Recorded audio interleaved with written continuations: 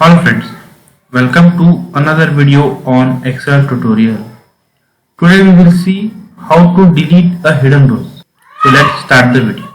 See, we have hidden rows are here, here and here.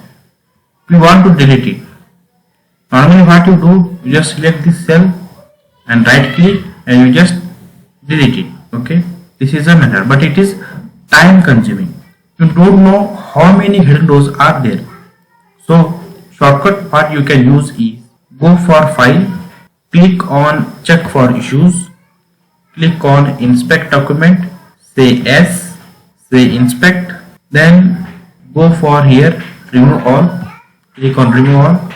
Your hidden rows are gone. I hope you found this video very useful.